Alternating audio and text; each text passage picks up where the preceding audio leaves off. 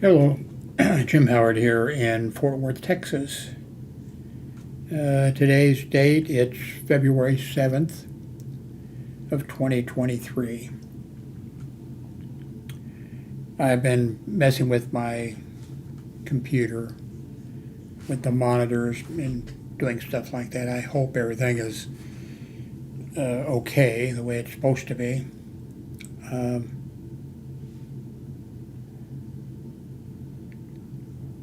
I'm using B-Link, small microcomputer, whatever it is, and using a Sound Blaster card, one of the early ones. I'm using a wavelength microphone. I've got two monitors, both in 1080, P mode.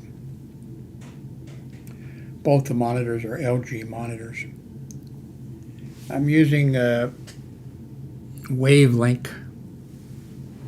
I keep forgetting what you call those.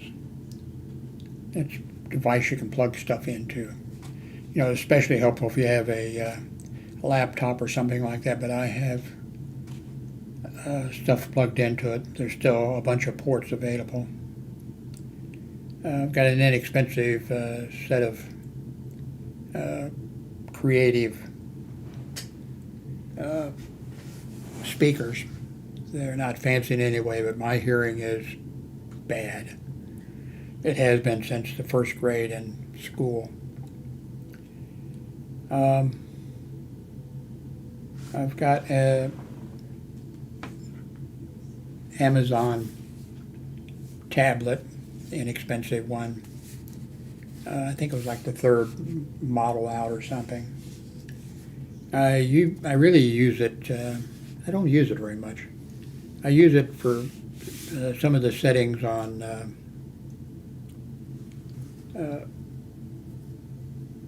Amazon and Alexa, or whatever you call it, whatever the for setting the changes on that. And then the other thing I use it for, I'm not going to say the A word, but if I ask it for what time it is or weather or something like that.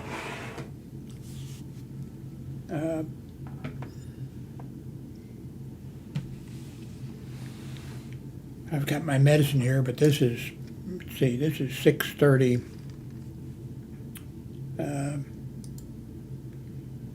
6:30 p.m. and I haven't even taken my morning meds yet.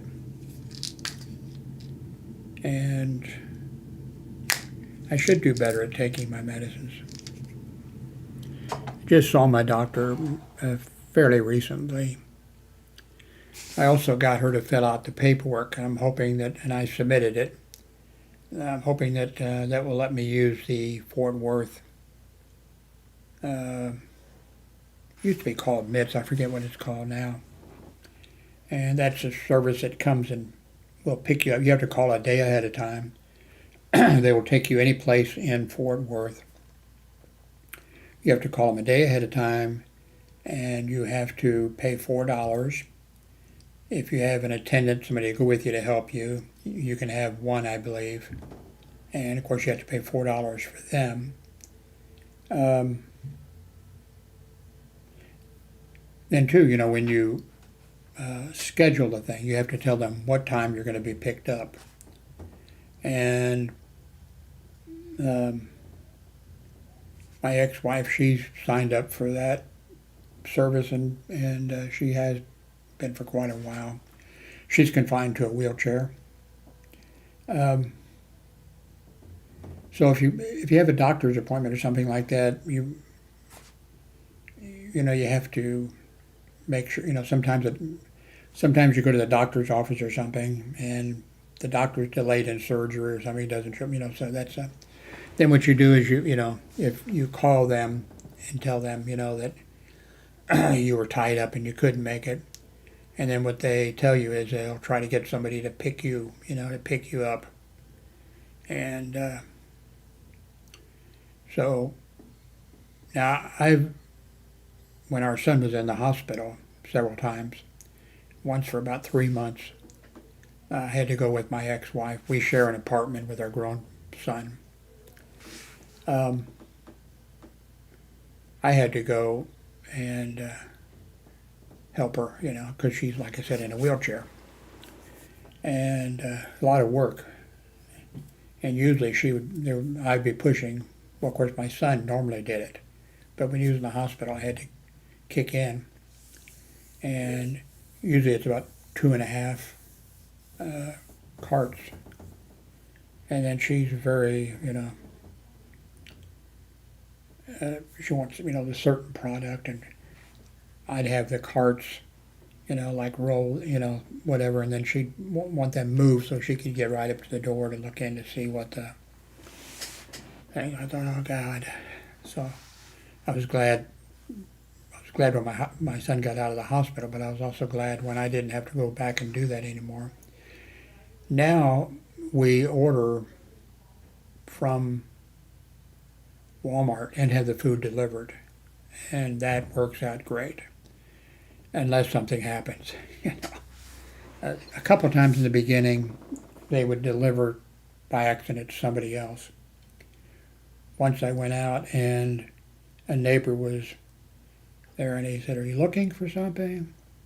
I said, "Yeah, I'm looking for a food delivery." And he said, "Well, he I don't know, sort of plays games or something. I'm not in the mood. Sometimes I'm not in the mood, to play the games." And he had thought it was for his neighbor, next door neighbor, so he had, sort of, I think, hijacked the guy. I mean, not deliberately or whatever, but, "Oh, are you making a food delivery? Oh, that probably goes here." So anyway, they got it back that time. Um, and then one time, this is building 9. Building 8 is next door. The buildings are all the same. And they're numbered. They have an address, but they also have a number. And so I went out to look, it showed delivered, And I went out and I looked the other direction, and I could see a whole bunch of stuff stacked up at the door. The same, whoever, the delivery person had gone to the wrong building, but he left it at apartment A or whatever, ground floor.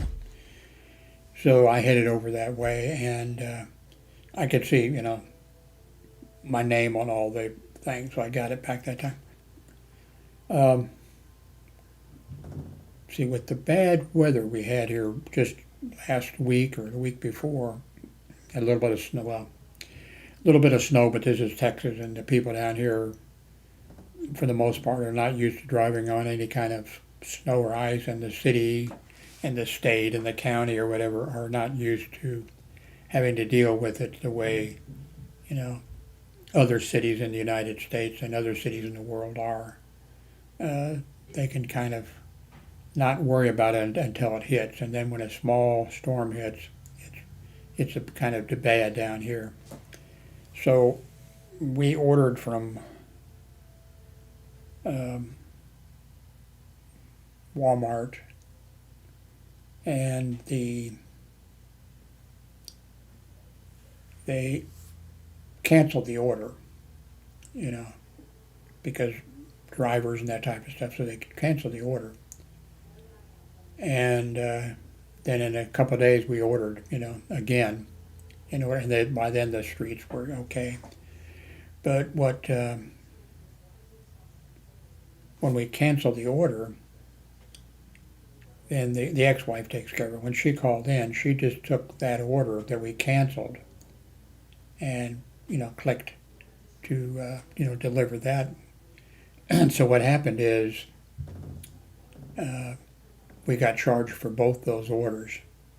And they both came out of, my bank account. But, we called, or she calls. With my hearing loss, it's really awful bad for telephone calls. I hate talking on the telephone. So whenever I can get her to make the call. But anyway, Walmart corrected that, but it took a couple of days before they did it. But she loves Walmart, and she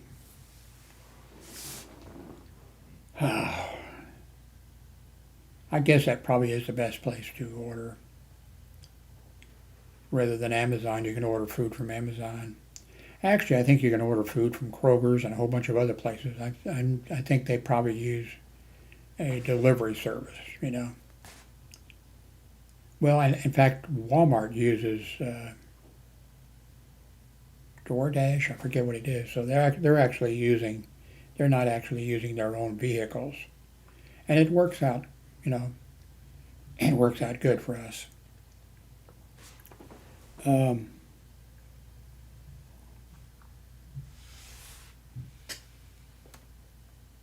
let's see.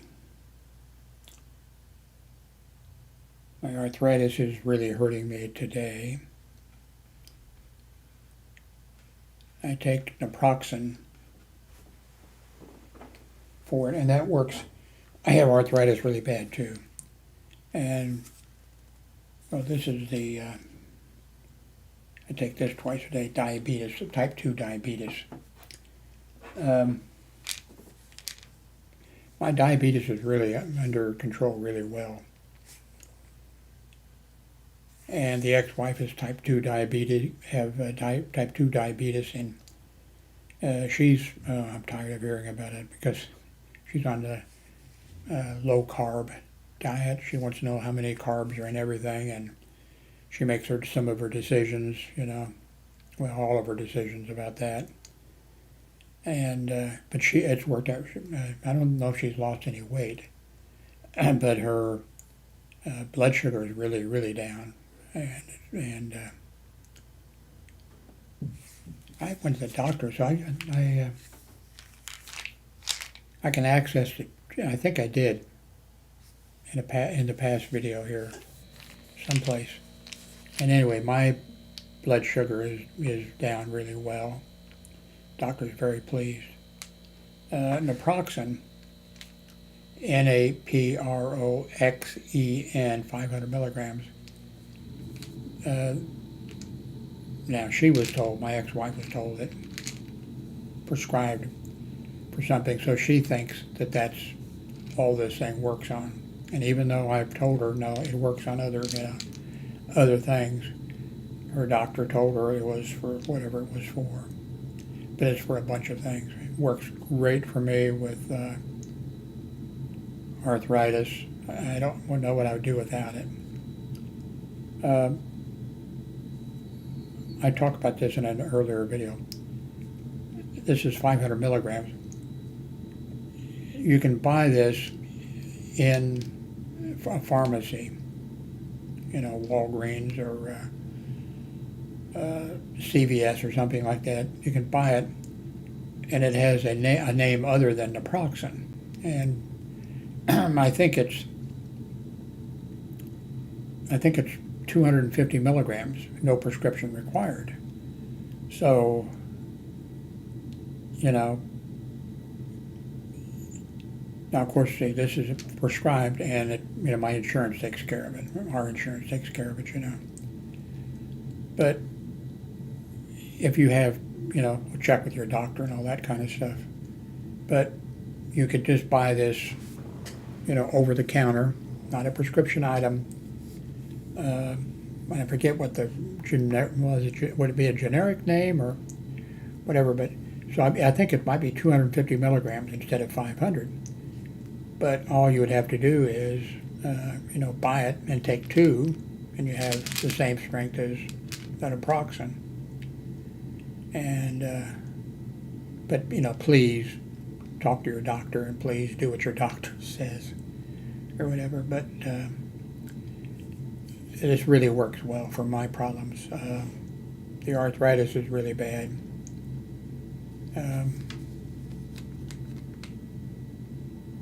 Got a number of problems. I need to see a dentist. I haven't seen one in a long time, so I'm waiting for the company or the service here in Fort Worth to approve me so that I can use their service to go to the doctor.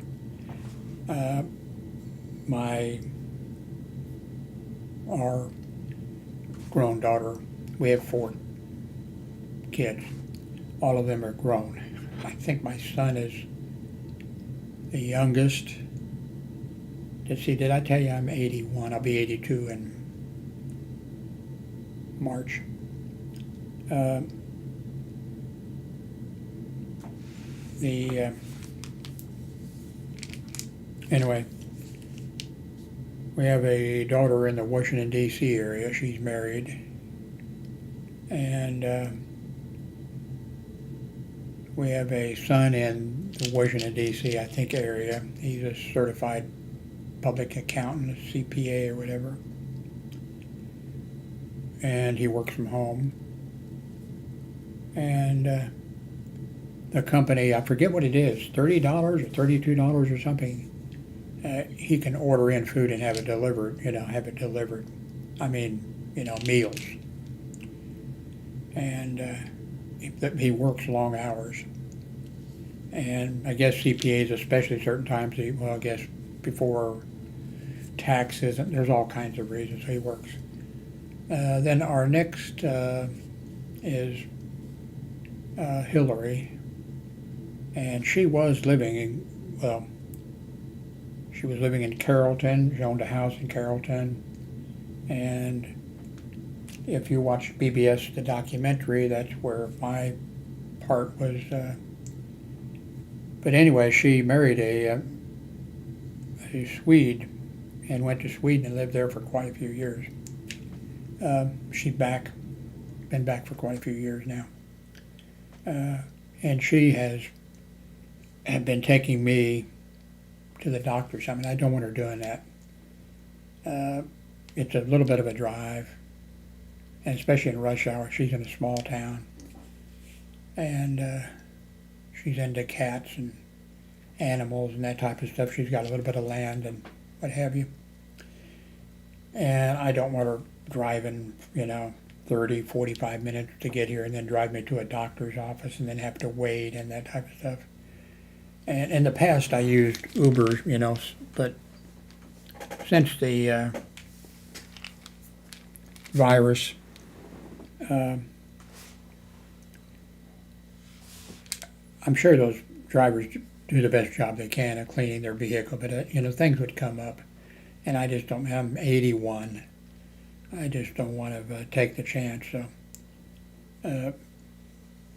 the service, they require you to wear a mask, and they also check your temperature when you go to get on their vehicle, bus, or whatever it is. I feel better about that.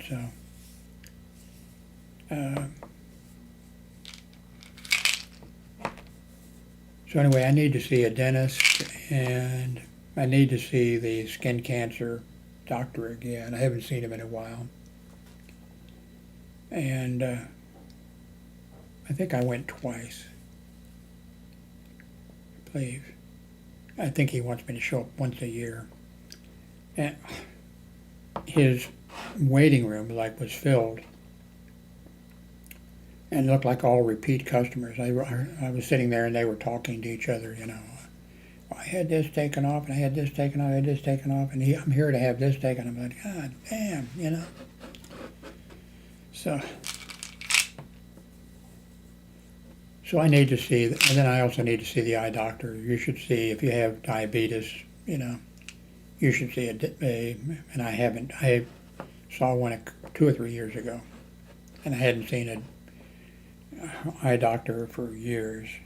And I do have a couple cataracts. Then when I was seen by the eye doctor, they were sort of out of the range and small. So I'm not sure what I'm going to get when I go back. I'm one of those people, if somebody gets near my eye, I freak out. I know, but I sort of wish they could put me out and then do it. But I know that, that would be additional risk, So I have a pacemaker in me, and I think you can see, let's see, yes, this little white thing right here. It's hooked up 24 hours a day, 7 days a week, and 3 times a year it will download all the data from my pacemaker, and they can tell everything. How much battery time is left, usually runs 10 years or more, how much it's running and all that type of stuff. And then once a year I go to the cardiologist's office, and he, actually then what they do is they do this scan there, which is the same as this here's doing. And then I get to talk to him and answer any questions, and also I'm part of a study. I have been since the first pacemaker was put in. I mean, I volunteered. He explained it. I said, "Yeah, I'll do it." He said it would help people. So they'll be able to use that data somehow. Hopefully, to help some people. Let's see. Is there another doctor I need to see? Well, yeah, but I don't want to, and I'm going to try and not to, and that's a urologist. I have, frequent urination, and problems like that. I worked hospital security for 30 years, and I always sort of knew, that I was going to be repaid. Anyway, during that 30 years, one of the things that I did many times was had to restrain somebody, a man who was having a catheter put in him. And it hurts. I finally ended up, when I was in Florida, I had to have, that's when my frequent urination and the other problems started. I went to a urologist. He was a real asshole. And then, I think I covered him in one of these videos that I made, but I had to measure the urine for 24 hours before I went over to have this test done at the hospital. And so I had to write down, I had to measure it, time it, measure. Then I went over to the hospital, and there was 2 techs, maybe nurses, I don't know, or urology techs or something. And I had never had I had restrained many, many men. And I sort of knew, okay, one of these days I'm going to pay for this, So anyway, I went in and turned in my paperwork to them. And they said, do you need to urinate now? And I said, well, I just did down the hall in your, restroom down there. And so they said, so your bladder's empty and everything. I said, yeah. And they kind of smiled, And then, of course, they put me up in, how they play tennis and they have somebody, I guess the referee's up in high, up, so he could get, and they had me go up this thing, so I'm up there, and then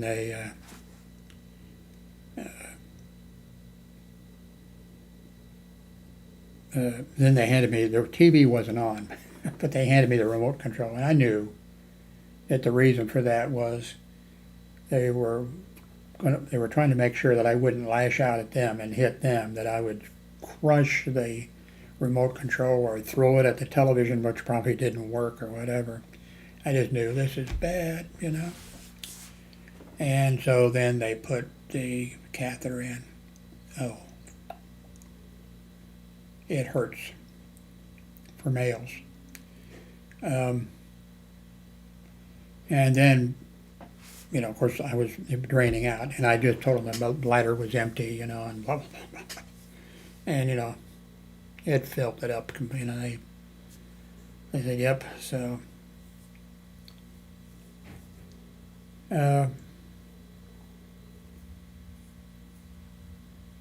Then many, many years later, here I fell and scraped my leg on the bed frame back here. A little scratch. I didn't take care of it, and it got infected, and I had to go in, and I was in the hospital for 6 days. They had to put a catheter in me all that time, and that was not pleasant. And there was some other things, like they put it in, and they hit the prostate instead of where they needed to go, and for 24 hours it was blood going in there. But I kept telling the nurse, "No, I think there's urine going in there too," but I knew there wasn't because I didn't want them to take it out, and I knew they'd have to put another one back in, and that's what happened the next day. And then my last day there, a urologist, I guess a urologist had been coming by, but anyway, he came through and he said, "Oh, you're going home tomorrow." And I said, "Doctor, I live out in West Fort Worth. Where is your office located?" He said, "West Fort Worth." I said, "Sign me up." And he said, "Okay." He said, "I'll tell the nurses." And he said, and I had an idea that this was, he said, "Okay, do you want the catheter out, or you want to keep it in and while you're at home?" And I said, "I want it out." And he said, "Okay." So they took it out. As soon as he left, they came in and measured. They said, "No, you've got to have." So of course he was unavailable. I mean, he left the hospital. So they said, "We had to put a catheter in you," and I said, "Nope." And I left AMA. But lordy, lordy. Now, I don't want you to think that I worked 30 years hospital security and all I did was hold somebody while they put a catheter in them. First hospital I worked at, out of 10 security officers, we had one officer shot and permanently disabled at St. Joseph Hospital at 9:15 p.m. in the Wabash parking lot. And then a year or so later, at 9:15 p.m. in the Wabash parking lot. 9:15 was not a good time for us. We had a security officer who, a guy was breaking into a car at 9:15 p.m. and they both saw each other at the same time, and they both drew at the same time, and both shot at the same time, and the guy who shot John was able to jump a fence, a high fence, but he collapsed on the next street over. He tried to throw his gun underneath the car, but the police got him. But John was dead when he hit the ground. But he managed to shoot the other guy.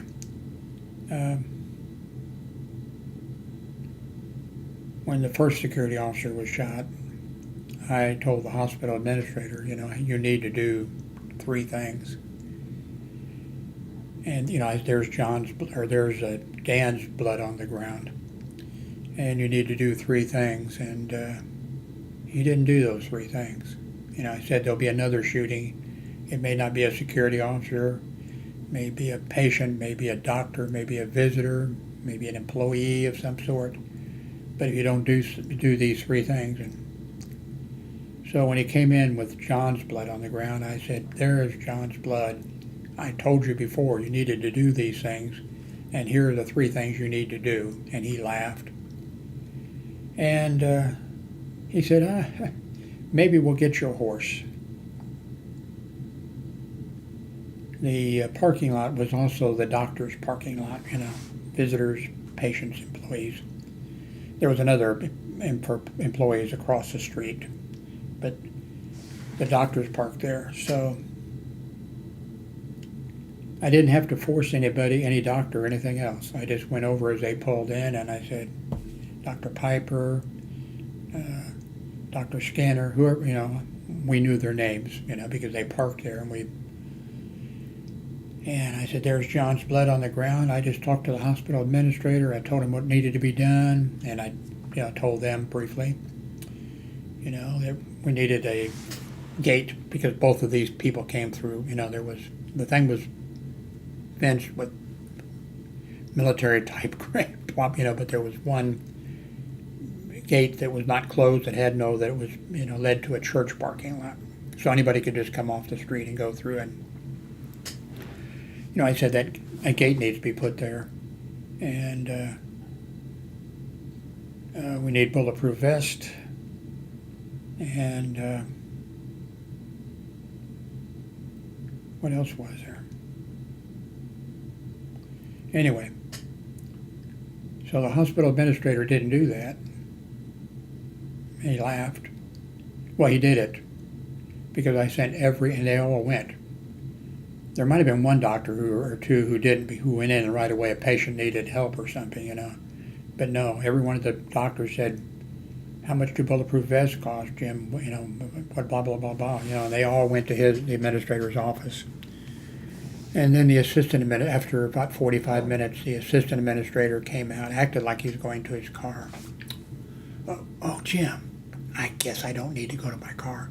By the way, we're going to get bulletproof vests for you. We're going to put a gate up across there. And I forget what the other thing was.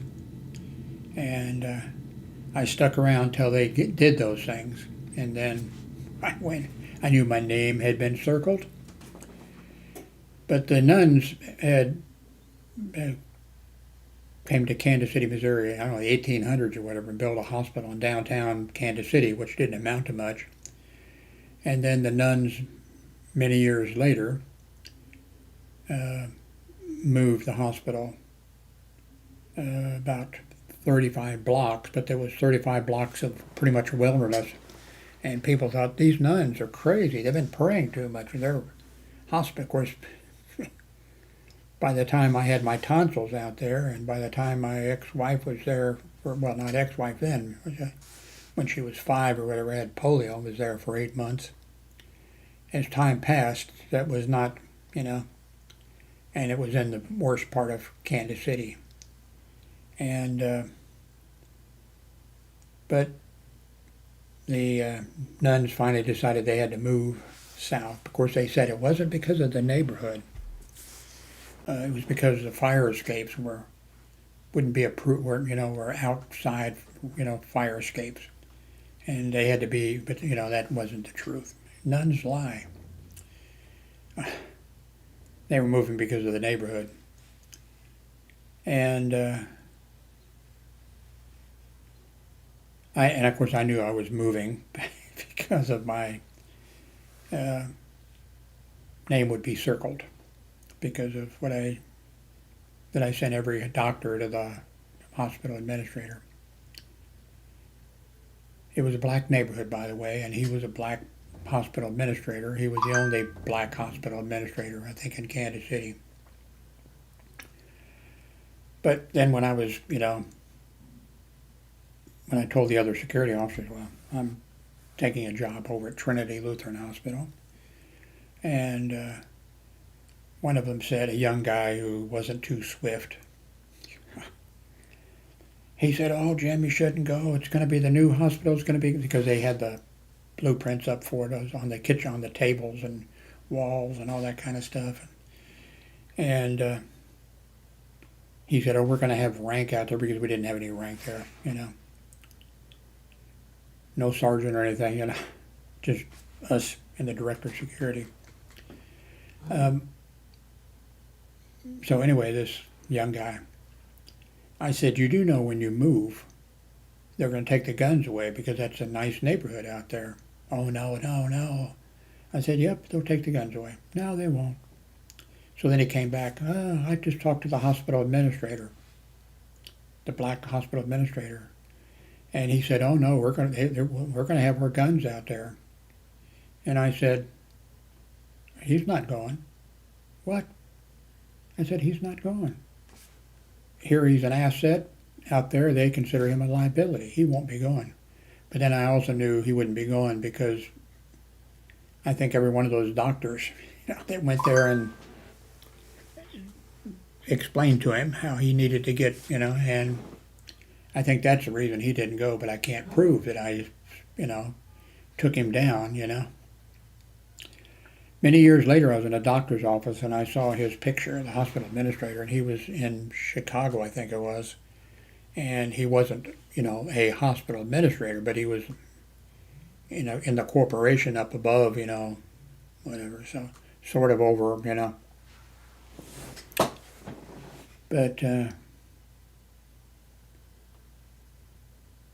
that's a little bit of storytelling, too much, I'm sure. But there's more, of course. Yep. I was I was sort of a maverick. Uh, People with authority, you know, bosses, department heads, all these kind of people, they never bothered me. I had no fear. I think of the reason. I think I've talked about the reasons why. I I wanted to get. By the way, when I went to a military high school, Catholic military high school, my intention was to go into the army. I went down as soon as I graduated, and I was 40 pounds under the minimum weight requirement. And um,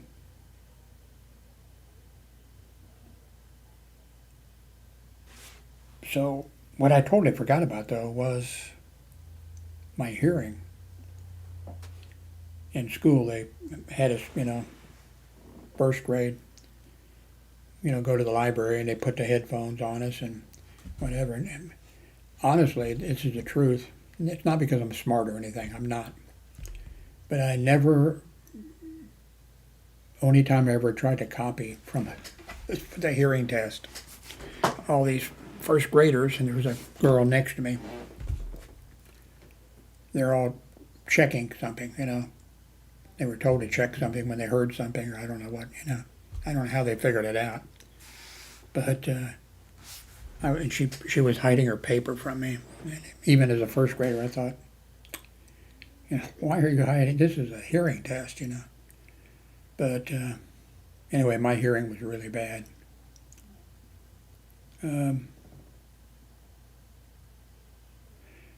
After a couple years, after I couldn't get into the military, again, totally sort of forgetting about my hearing, uh, I got my notice to report for the selective service physical. You had to take it.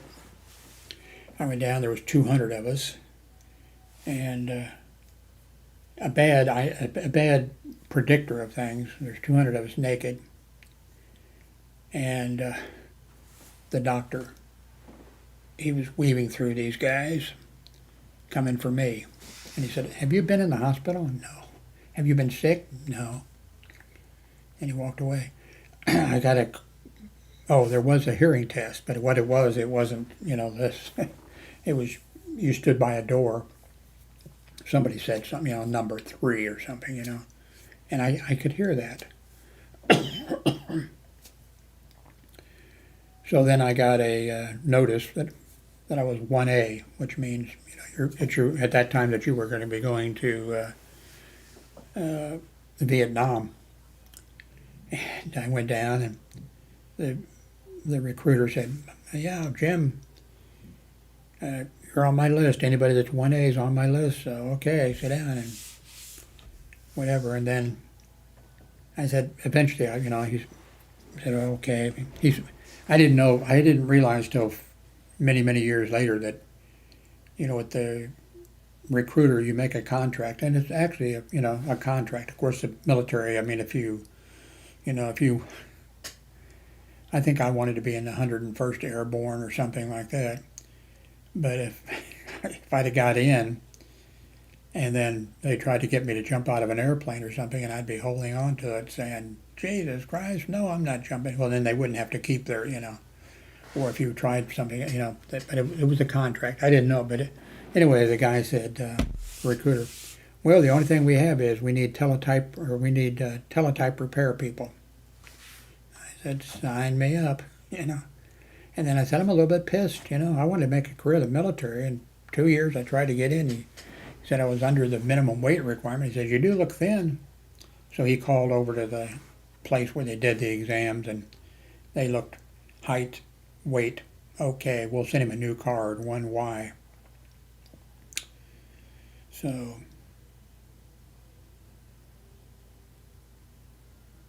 anyway, thank you very much for watching.